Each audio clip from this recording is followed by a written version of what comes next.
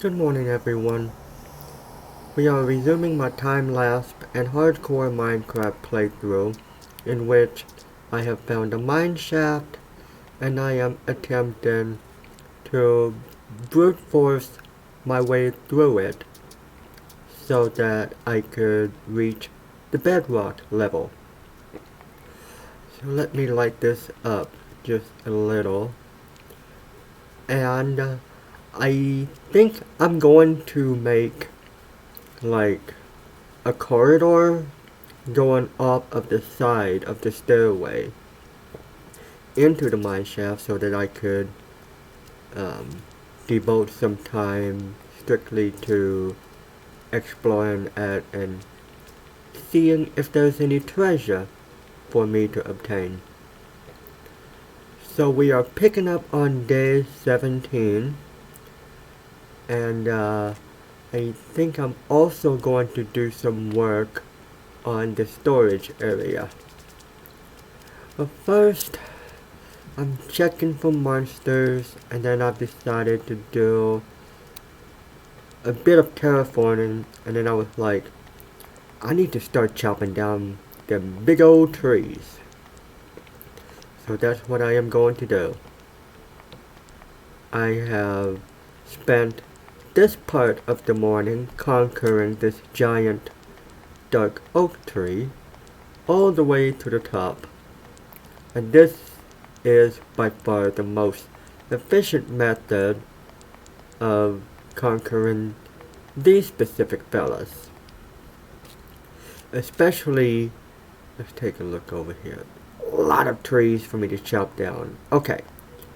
Especially since jungle trees have the same width, but they don't always have vines going up the side to make for easier climbing. So this method is probably for the best. Okay, so I have conquered one tree, and then I started doing some happy terraforming, and I was all set to, I don't know, I was thinking about running into the main yard to do some gardening, and pillagers! Ah! Okay, well, I'll have to go inside and see if I can't get them to despawn. But first, I want to work on my storage area. Because once I get this expanded, then I'll have dedicated space for my wood. And then I'm gonna have to move my cobblestone down there as well. Basically everything that I am stocking up on will get their own place downstairs. I will also need to continue working on this road since I now know where to get lava. I'm gonna have to make a water bucket and turn that lava into obsidian so we can prepare for reaching the nether. So I'm a bit all over the place, but my main goal is still first and primarily trying to achieve bedrock. So this is the little corridor that I am going to make to explore the mine shaft. In the meantime, I'm going to do my best to secure this, close this off, maintain my stairway pattern to bedrock, and some of this is going to get quite goofy, and yeah.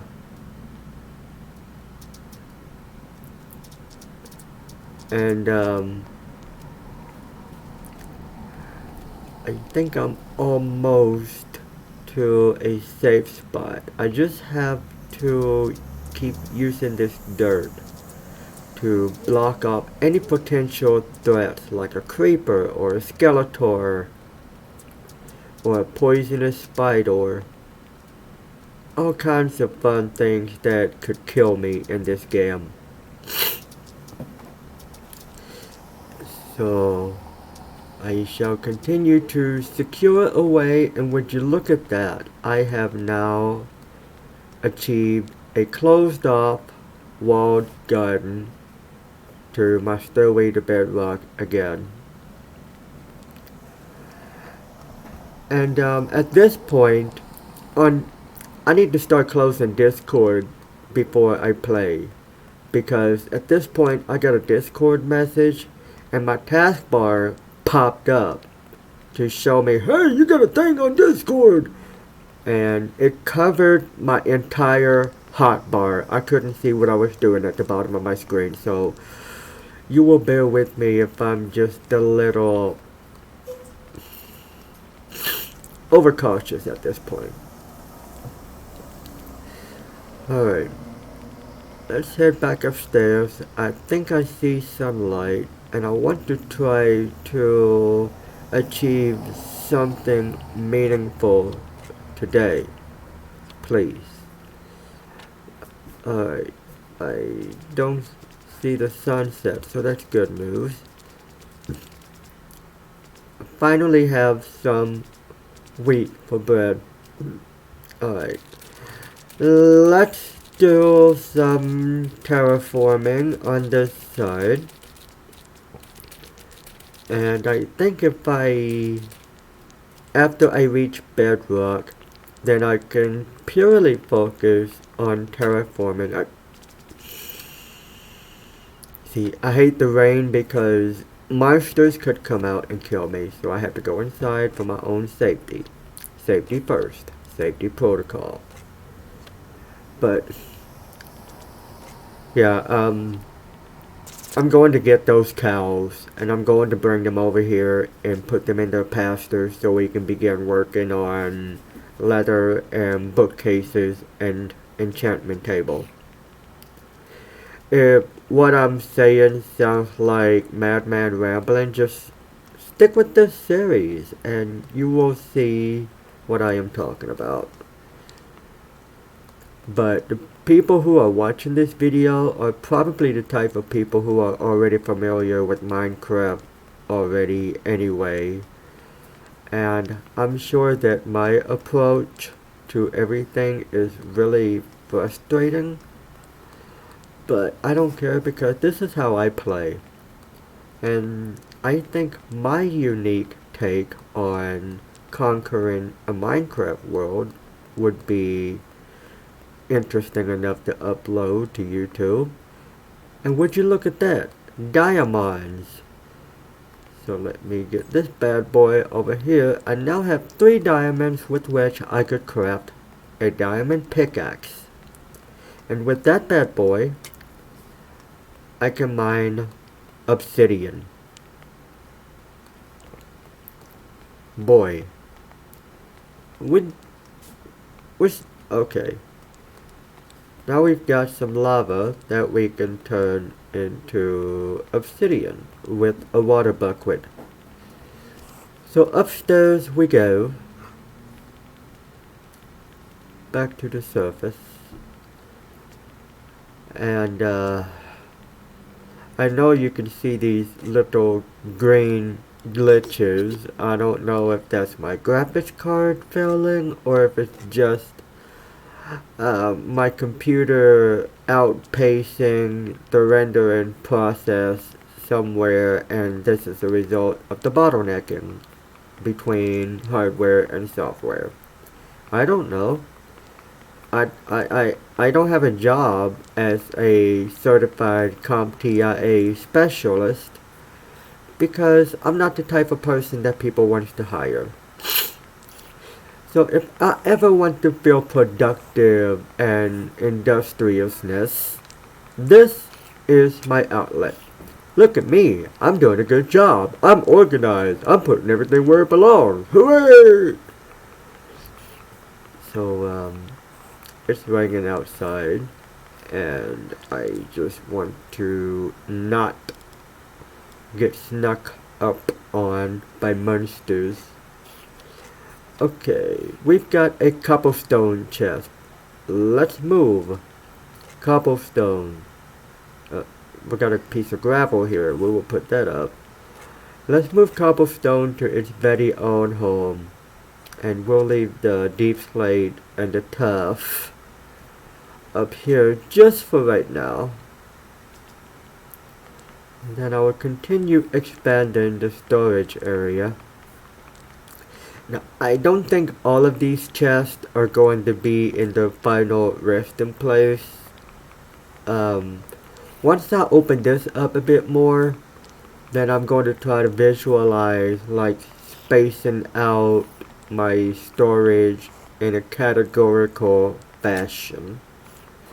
So all of the food will be in one place. All of the decorative building blocks will be in one place. All of the junk blocks that I will use to smelt or fill in air down deep or in another will be in another space. Yada yada yada, etc. etc. I am also going to categorize my wood and everything else.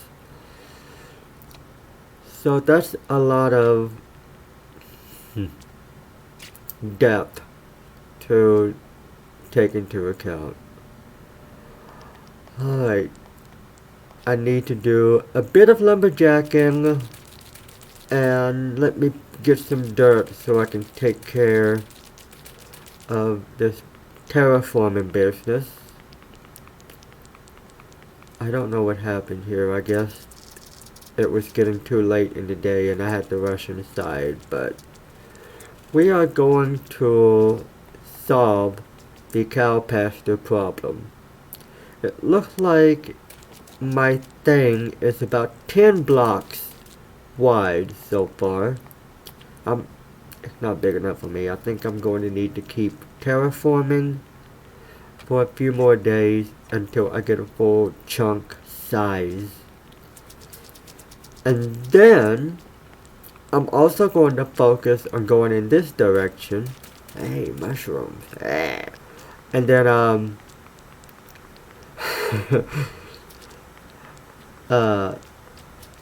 if I found some cows in this direction, which I should, because I remember seeing them at my first attempt of a base, I would guide them down the main road, because remember, this is on a 0 axis, and that's going to be the main highway across the entire map. This is going to be my little doorway.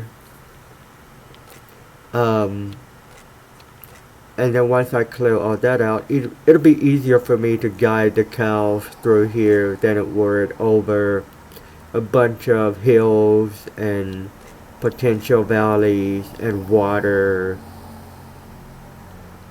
So I am trying to plan ahead as much as I can, and